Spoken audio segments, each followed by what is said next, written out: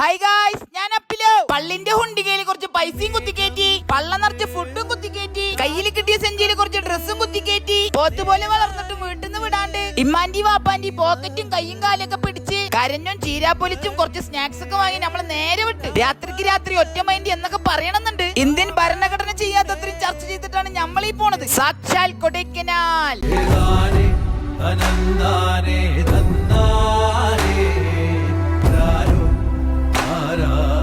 വന്ന് കാലി കുത്തിയതും തണുക്കണോ വരയ്ക്കണോ പറഞ്ഞിട്ട് ചെമ്മരിയാടിന്റെ തൊലി പോലത്തെ ഒരു ഷൊട്ടറും കുത്തിക്കേറ്റി വല്ലാത്ത കാജ. കൊടൈക്കനാലിന്റെ ഭംഗി ആസ്വദിച്ച് രാത്രി ഒന്ന് ചുരുണ്ടുകൂടാനും വേണ്ടി നല്ല കിട്ടില്ല പ്രോപ്പർട്ടിയിലെ നമ്മൾ ചെന്ന് കാലി കുത്തിയത്. പെർ ഹെഡ് 500 കൊടുത്താൽ കിട്ടുന്ന വ്യൂയോട് കൂടിയുള്ള ശാന്തിയും സമാധാനവും എല്ലാം കുത്തി നിറച്ച ഒരു നല്ലൊരു പ്രോപ്പർട്ടി. കൊടൈക്കനാൽ വന്നിട്ട് പെർ ഹെഡ് 500 പറഞ്ഞ റൂം ഞങ്ങളെല്ലാവരും അത്ഭുതപ്പെടുത്തിക്കൊണ്ടേയിരുന്നു. അതും പോരാണ്ട് ഒരു പറക്കും ട്രെക്കിങ്ങും ഉണ്ട്. നമ്മളെ ഗ്യാങ് ട്രിപ്പ് പറഞ്ഞ് കേറുന്നത് റമളാൻ മാസം ഫുഡടി മാസം എന്നറിയുന്ന പോലെ ട്രിപ്പ് എന്നത് ഫുഡടി ദിവസമാക്കി മാറ്റും.